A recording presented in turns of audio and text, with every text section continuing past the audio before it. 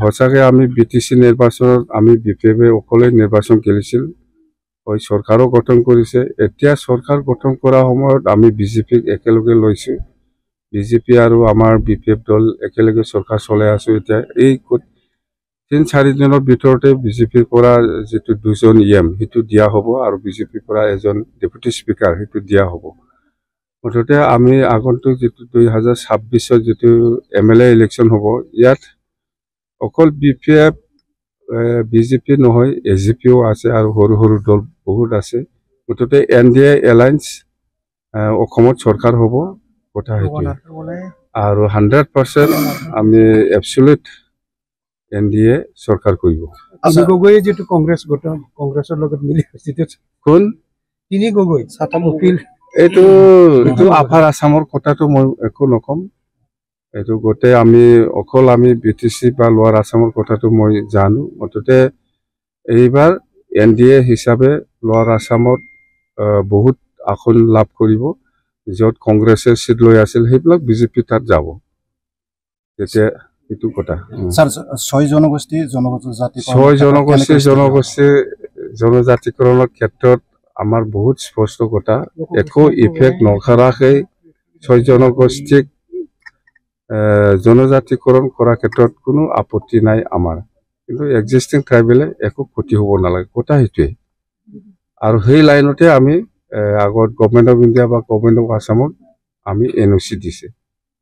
বাস সঁচাকৈ আমি BTC নিৰ্বাচনত আমি BPF-এ অকলে নিৰ্বাচন খেলিছিল ওই চৰকাৰো গঠন কৰিছে এতিয়া চৰকাৰ গঠন কৰা সময়ত আমি BJP-ক একেলগে লৈছোঁ BJP আৰু আমাৰ BPF দল একেলগে চৰকাৰ চলাই আছোঁ এতিয়া এই 3-4 দিনৰ ভিতৰতে BJP-ৰ পৰা যেটো দুজন EM হেতু দিয়া হ'ব আৰু BJP-ৰ পৰা এজন ডেপুটি স্পিকাৰ হেতু দিয়া হ'ব মুঠতে আমি আগন্তুক যেটো 2026 যেটো MLA ইলেকশন হ'ব ইয়াত অকল BPF BJP নহয় AGP-ও আছে আৰু সৰু দল বহুত আছে মুঠতে NDA এলায়েন্স অসমত চৰকাৰ হ'ব কথা হেতু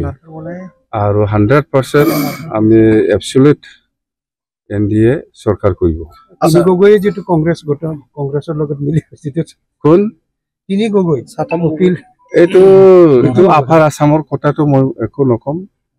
এটো গতে আমি অকল আমি BTC বা লোৱাৰ আসামৰ কথাটো মই জানো মুঠতে এইবাৰ NDA হিচাপে লোৱাৰ আসামত বহুত আসন লাভ কৰিব যত কংগ্ৰেছে সিট লৈ আছিল হেবিলাক BJP তাত যাব তেতিয়া এটো কথা স্যার 6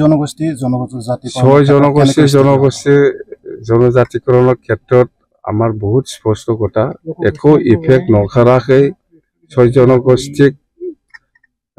জনজাতিকৰণ কৰা ক্ষেত্ৰত কোনো আপত্তি নাই আমাৰ কিন্তু এক্সিস্টিং ট্ৰাইবেলে একো ক্ষতি হ'ব নালাগে কথা হেতুৱে আৰু সেই লাইনতে আমি আগত গভৰ্নমেন্ট অফ ইন্ডিয়া বা গভৰ্নমেন্ট অফ আসামত আমি NOC দিছে বাস আপুনি বিচৰা বাতৰি পাব কেৱল নিউজ 18 এপত নিউজ 18 এপ ডাউনলোড কৰিবলৈ স্ক্যান কৰক এই QR কোড